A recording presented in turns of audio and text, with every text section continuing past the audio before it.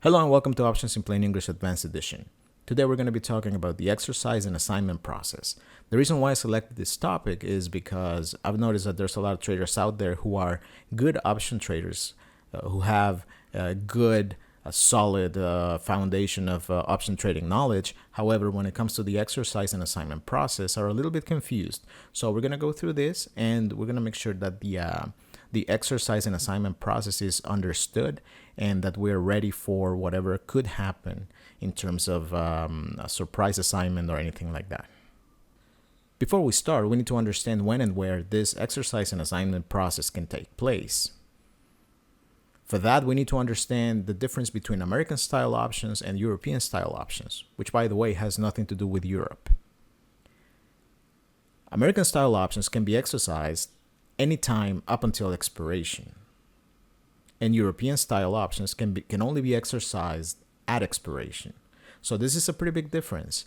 American style options can be bought and sold or exercised, or you can be assigned if you're short anytime up until expiration. And for European style options, you can buy or sell them at any time during the life of the trade or during the life of the option, but you can only request an exercise and you can only be assigned at expiration.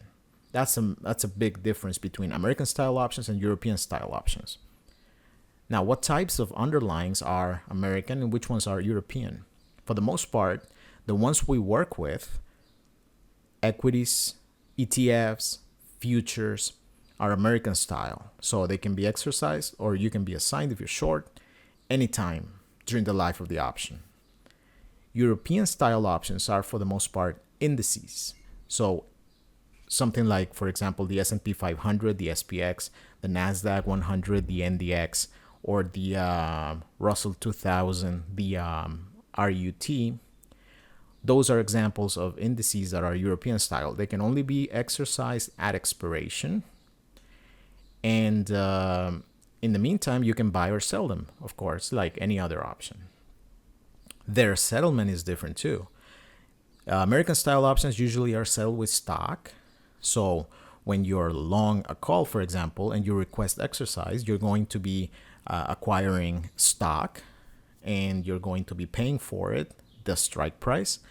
And for European style options, instead of getting stock, you're just going to get the difference in price between where the price closed or where the price settled and the strike price of your option. So there's only going to be an exchange of cash and no stock. That's the difference between stock settled options and cash settled options. And I just noticed here that there is one index, which is the OEX, which is the S&P 100 index, which is American style and settles to cash. But that's the exception. For the most part, indices settle to cash and they're European, and stocks are American style and they settle to stock. So you're going to be assigned or you're going to exercise your options and get stock instead of cash. Now, if you wanna think about in your platform where you can find this, well, you can go to a call that you have. For example, here I have three calls on Disney, and I can just go right click there, and there is the exercise option. Now, once you request exercise, you're not going to get it right away. What's going to happen is you're going to be putting in a request, and then overnight is going to be assigned, and someone who is short that call is going to be assigned, and you're going to be getting the stock at that price, and you're going to pay for it the amount that's equal to the strike price. So this is how you as a buyer can request exercise of your options. Now let's go through the exercise and assignment process so that everybody understands what it is and who the actors are and who does what. In the case of calls, and remember, first of all, we're going to be talking about in-the-money calls. So because out of the money calls and at the money calls, you have no economic benefit to exercising calls. So we're going to be talking about in the money calls and later on in the money puts. So this means that the stock price or the underlying price is greater than or higher than the strike price. That's the only situation where you're going to be exercising calls. You have a buyer and a seller. The buyer is the option holder, so the call holder, and the seller is the one who is short the call.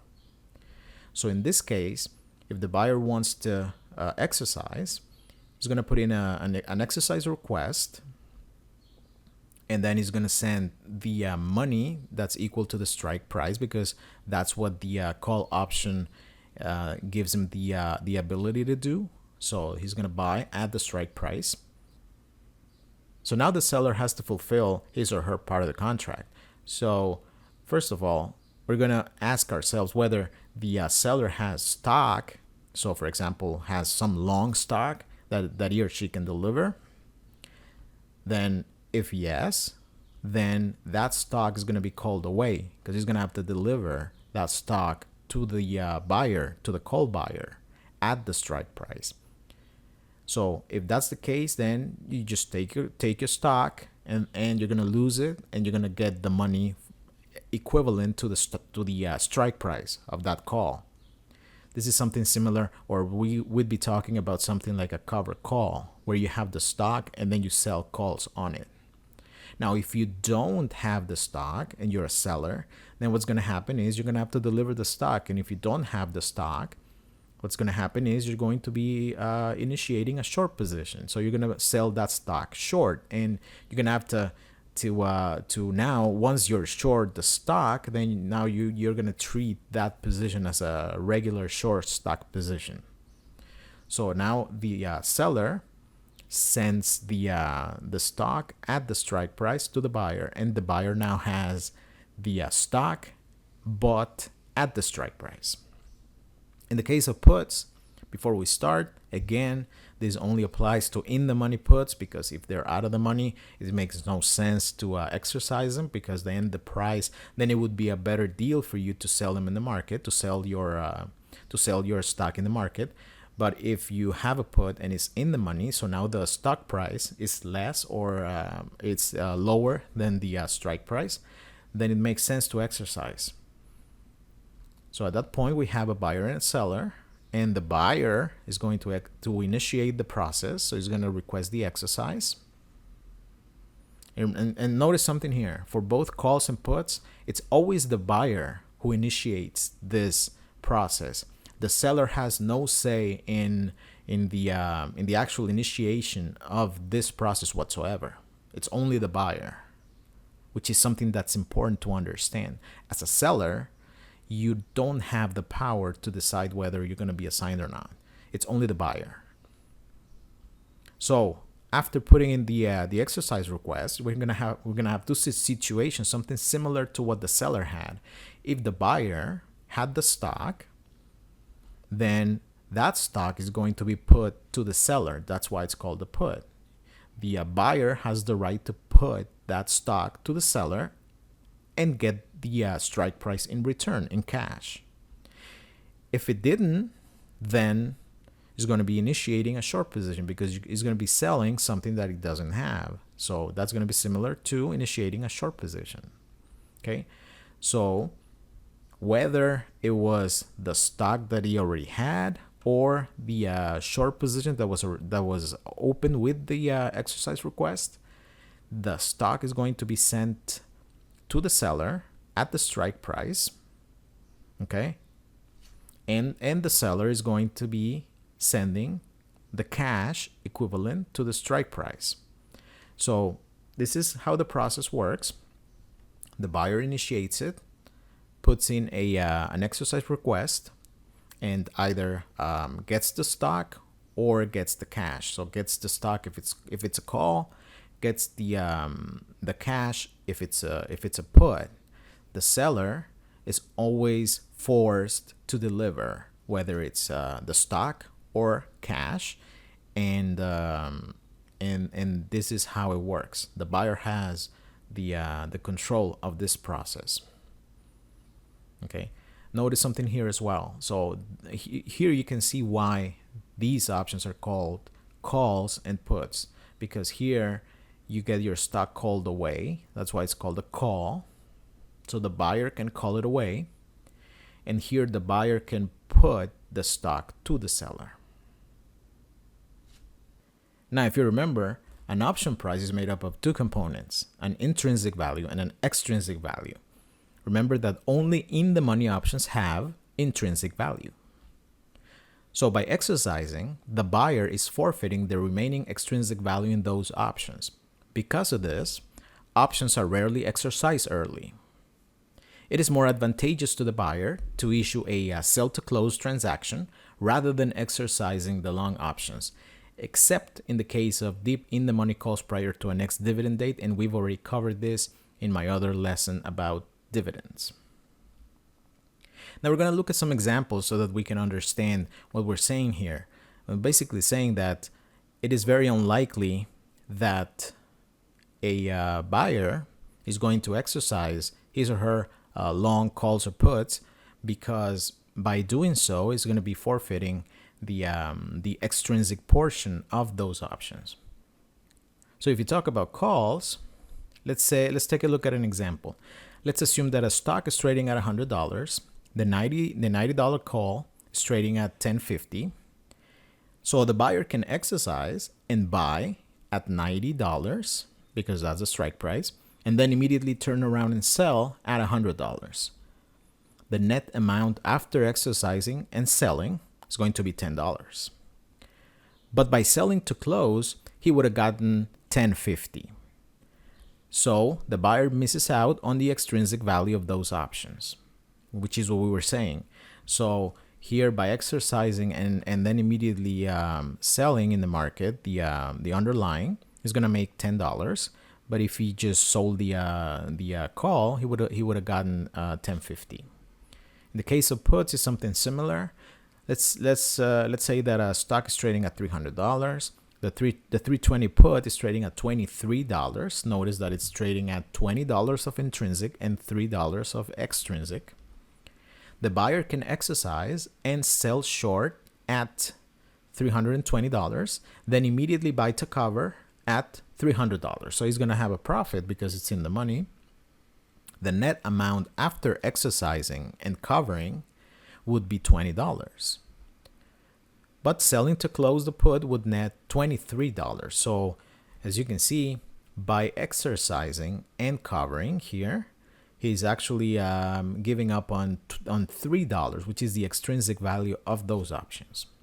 Because of this, the buyer misses out on the extrinsic value of those options. And that is the reason why it's very unlikely for a buyer to exercise his or her calls or puts prior to expiration, even though they might be American style and can be exercised anytime, because by doing so, he or she would be forfeiting the remaining extrinsic portion of those options. So what's going to happen if I forget that I have some long options and they expire? Am I going to lose my money? Well, no, your broker will automatically exercise and assign those options that are in the money at expiration by at least 1 cent. This is called exercise by exception. Exercise by exception uses the last market price, which is usually 90 seconds after expiration, which is at 4 o'clock Eastern time on expiration day. So that's the stock price that is compared to the strike price to know whether the option is in the money or out of the money. And if it's in the money at least by 1 cent, then it's going to be automatically exercised. However, and this is where a lot of traders get confused, the option holder can submit an exercise request up to 90 minutes after the close, depending on the broker. It could be 90 minutes, it could be 60, 45, etc. But sometime after the close.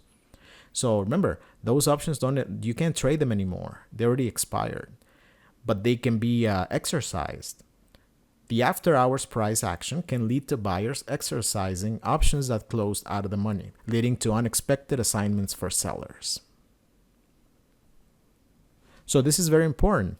Just because the option expired out of the money doesn't mean that necessarily you have 100% certainty that you're not going to be assigned on a call or on a put if you're short options, because the option buyer or the option holder has up to 90 minutes after the close to request an exercise of that option. Why would they do that? Well, they would do that because the after hours price action could make it advantageous for them to actually exercise those calls or puts. The buyer can request, so the other side of the coin is the buyer can request his or her broker not to automatically exercise in the money options. This is called a DNE, or do not exercise request. So if you have options but you don't want them exercised, even if they expired in the money, then you just make the request and it's going to be honored. So you're not going to have those options exercised. Even though you're going to be losing money, you're going to be leaving money on the table, of course. If either buyer or seller do not have the funds to carry that position or a position resulting from exercise and assignment, their broker will take action to ensure compliance with margin guidelines, including closing positions. So if you don't have enough funds to take assignment or to actually exercise an option, then your broker is going to step in and they're probably going to close you out before actual exercise happened. So what they would do is, in the past, they would go through with the exercise, and then on Monday morning, they would come in and try to get you to put in some more funds. If you didn't, then at that point, they would close you out. Now what they're doing is, before exercising, so this is what I'm saying here, a broker can close out option positions prior to the exercise and assignment process, usually on the last hour of expiration day, even if those options are out of the money.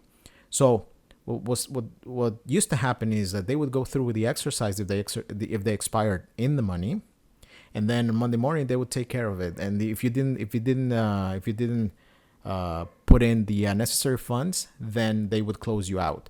Nowadays, what they do is they do this prior to exercise or assignment. They would close out your option positions on the Friday of expiration day.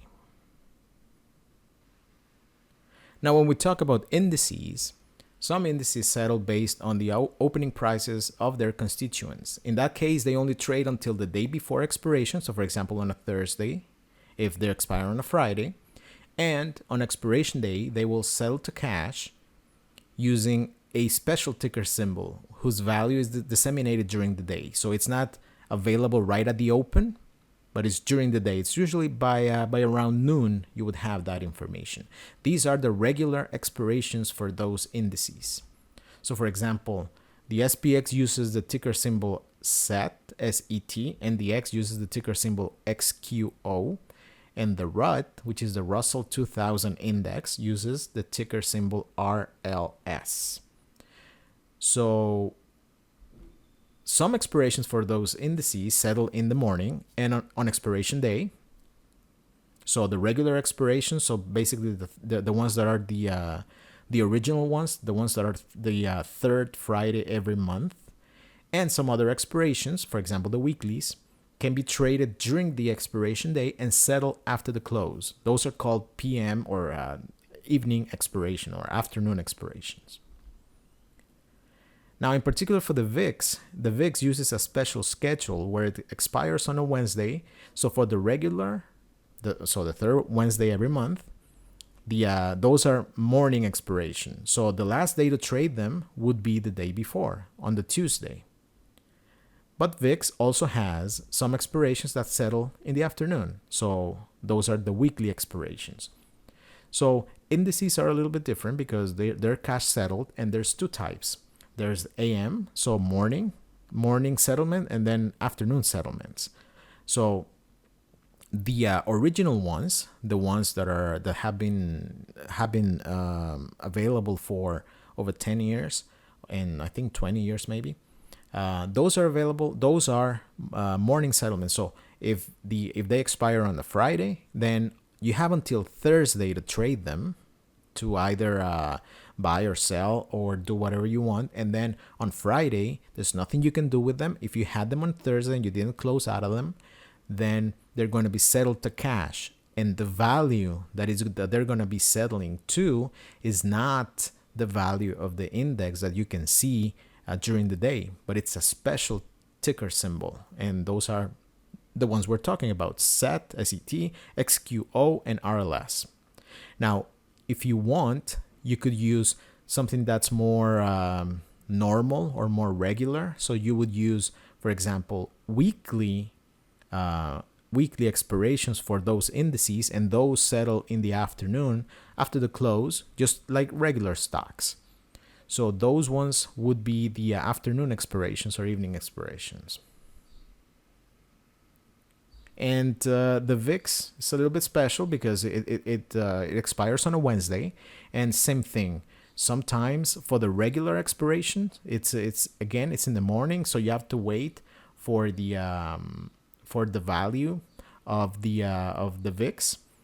And if you're using the weeklies, then what's going to happen is it's going to be expiring after the market close on the Wednesday instead of the day before, so the Tuesday for the ones that settle in the morning. Now for the VIX, the ticker symbol that's going to be used for settlement purposes is VRO. That's the one you're going to be using to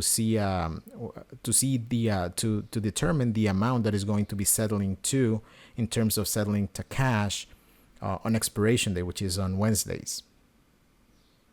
So I hope that this lesson is going to be useful for you guys, that you have a clearer picture as to what happens with the exercise and assignment process, and that you can incorporate this information into your trading so that you become a better trader and you're always aware of what's going on with your option positions. Thank you very much for your attention, and goodbye.